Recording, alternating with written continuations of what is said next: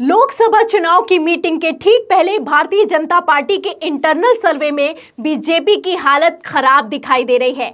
आपको बता दें, बीजेपी अपने ही इंटरनल सर्वे में बुरी तरीके से हारती हुई नजर आ रही है। 400 पार तो दूर की बात है, 270 भी पार हो जाए तो बड़ी बात होगी। इसीलिए प्रधानमंत्री नरेंद्र मोदी हैरान है, परेशान है। लोकसभा चुनाव को लेकर जब मीटिंग हुई तो देर रात 3 बजे तक मीटिंग चलती रही और इसके बाद जब प्रधानमंत्री नरेंद्र मोदी बाहर निकलकर सामने आए तो कैमरे के सामने भी वो अपनी परेशानी नहीं छुपा पा रहे हैं। मोदी जी दिन रात लगे हुए हैं, दिन रात मेहनत की जा रही है कि 400 पार कर दिया जाए, लेकिन इस बार ये 400 पार मुश्किल दिखाई दे रहा है क्योंकि चुनाव आयोग ने वार्निंग जारी कर दी है। तो क्या ऐसे हालातों में मोदी सरकार बुरी तरीके से फंस गई है? क्या इस मेहनत पर भी पानी फिरने वाला है? क्या शाह और मोदी पर बड़ा एक्शन होने वाला है? क्या सुप्रीम कोर्ट के एक्शन के बाद चुनाव आयोग सख्त हो गया है? ये सवाल इसलिए खड़े होते हैं क्योंकि चुनाव आयोग की तरफ से जो वार्निंग जारी की गई है उसमें साफ कह दिया गया है कि इस बार अगर धर्म के नाम पर या फिर कि वोटर्स को गुमराह करके या फिर कि वोटर्स को लालच देके किसी भी तरह का वोट मांगने की कोशिश की गई तो एक्शन होगा। जो हो गया सो हो गया, लेकिन इस बार ये चलने वाला नहीं है। तो क्या ऐसे हालातों में मोदी सरकार बुरी तरीके से फंस गई है? क्योंकि प्रधानमंत्री नरेंद्र मोदी तो कुछ ऐसा ही दिन रात करते हुए नजर आ रहे हैं। क्या कुछ हो रहा है? किस तरीके से चुनाव आयोग की वार्निंग्स का, किस तरीके से सुप्रीम कोर्ट की वार्निंग्स का उल्लंघन किया जा रहा है, मैं आपको खबरें दिखा देती हूं। सबसे पहले आप खबर देखिए जागरण की। देखिए इसमें लिखा हुआ है कि राजनीतिक दलों को चुनाव आयोग की हिदायत, प्रचार में सिर्फ मुद्दों पर बात करें। तो चुनाव आयोग की तरफ से नोटिफिकेशन जारी किया गया, एक तरीके से वार्निंग दी गई है कि इस बार चुनावों में सिर्फ और सिर्फ मुद्दों पर बात की जाए, वोटर्स को गुमराह ना किया जाए। और ऐसा ही कुछ सुप्रीम कोर्ट भी कह चुका है, लेकिन मोदी सरकार किसी की नहीं सुनती। अभी लोकसभा चुनाव की तारीखों का ऐलान भी नहीं हुआ है, उसके ठीक पहले किस तरीके से नियमों का उल्लंघन किया जा रहा है, मैं आपको एक एक खबर दिखाती हूं। सबसे पहले आप खबर देखिए अमर उजाला की। देखिए इसमें लिखा हुआ है कि पीएम मोदी के 6 घंटे में 3 कार्यक्रम, 2 सभाएं, लोगों से कई सत्रों में मिलेंगे प्रधानमंत्री नरेंद्र मोदी। तो प्रधानमंत्री नरेंद्र मोदी कितना परेशान है, इन खबरों से आप अंदाजा लगा सकते हैं। एक तरफ दिन रात मीटिंग की जा रही है, रैलियां की जा रही हैं, सभाएं की जा रही हैं, लोगों से मिल रहे हैं। अब मिलना है तो मिलिए, सभाएं करना है तो सभाएं करिए, यहां तक तो ठीक है। लेकिन इसके साथ ही मैं आपको बता दूं, जिस जिस राज्य में मोदी जी जा रहे हैं वहां पर लाखों करोड़ों की सौगात दी जा रही है। जी हां, लगातार किस तरीके से वोटर्स को लुभाने की कोशिश की जा रही है, लालच दिया जा रहा है और एक तरीके से गुमराह किया जा रहा है। मैं आपको हाल ही की खबरें दिखा देती हूं। खबर आप देखिए एनडीटीवी की। देखिए इसमें लिखा हुआ है कि पीएम नरेंद्र मोदी ने रेलवे को दी 41,000 करोड़ की 2,000 से ज्यादा परियोजनाओं की सौगात। तो ये फरवरी की महीने की खबर है। एक और खबर देखिए 28 फरवरी की। देखिए इसमें लिखा है कि तमिलनाडु को 17,300 करोड़ की परियोजनाओं की सौगात दी प्रधानमंत्री नरेंद्र मोदी ने। और इतना बस नहीं है, लगातार प्रधानमंत्री नरेंद्र मोदी एक एक करके सौगात देते जा रहे हैं, वो भी लाखों करोड़ों की।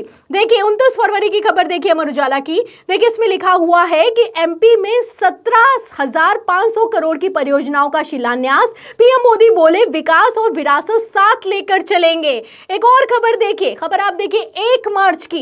देखिए इसमें लिखा है कि झारखंड को हजारों करोड़ों की परियोजनाओं की सौगात देंगे पीएम मोदी, धनबाद में जनसभा को संबोधित करेंगे। और 2 मार्च की खबर देखिए, देखिए लगातार आप देख सकते हैं, इससे आप अंदाजा लगा सकते हैं कि लगातार जो करोड़ों की सौगात दी जा रही है उससे वोटर्स को किस तरीके से लुभाने की कोशिश की जा रही है। पहले तो तोड़फोड़ की गई, अब विपक्ष आरोप लगाता है कि लोग करोड़ों का ऑफर देते हैं और पार्टियों को तोड़ने का काम करते हैं।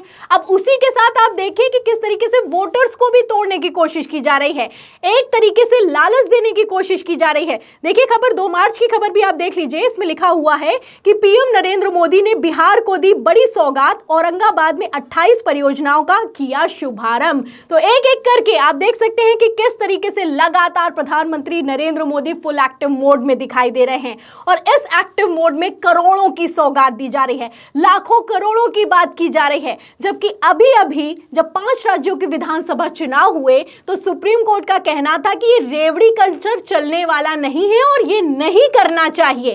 क्या कहा था सुप्रीम कोर्ट की तल्ख टिप्पणी में, देखिए।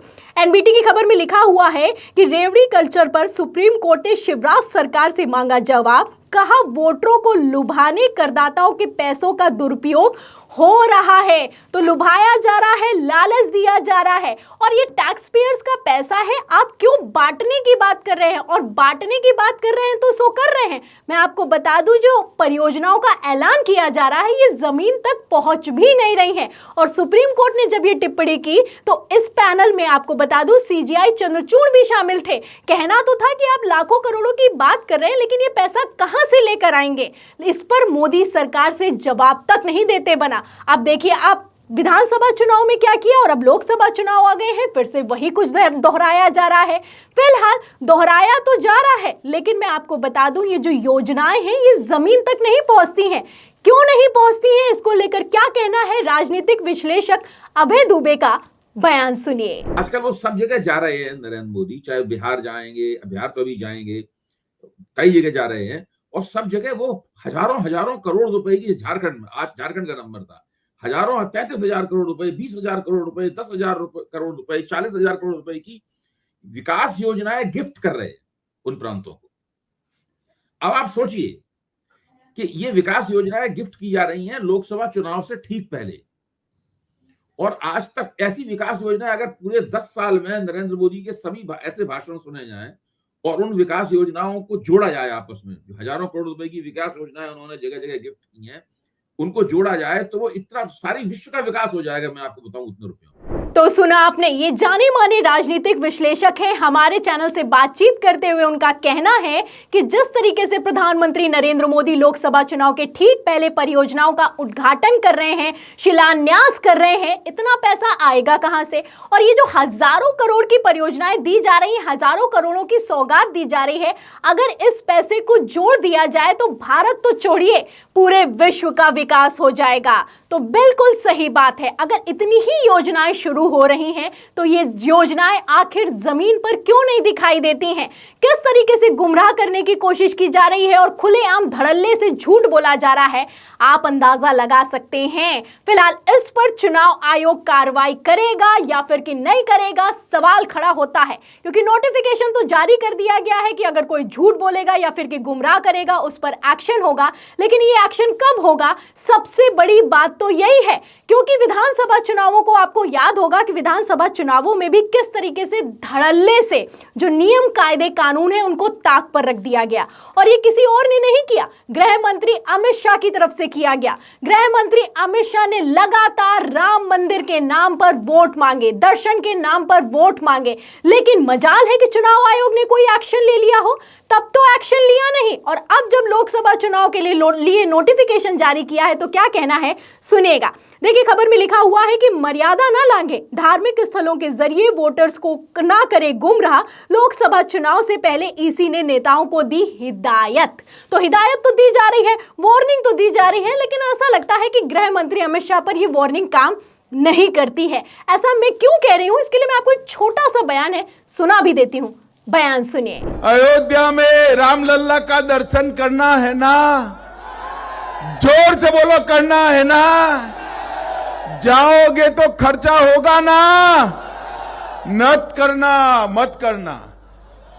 भाजपा सरकार जब बनेगी, हमारे घोषणा पत्र में कहा है, बारी बारी सभी मध्य प्रदेश वाले को भाजपा सरकार रामलल्ला का दर्शन करा देगी। तो सुना आपने, ये देश के गृह मंत्री हैं, एक तरफ प्रधानमंत्री हैं जो कि लाखों करोड़ों की सौगात दे रहे हैं, और दूसरी तरफ गृह मंत्री हैं।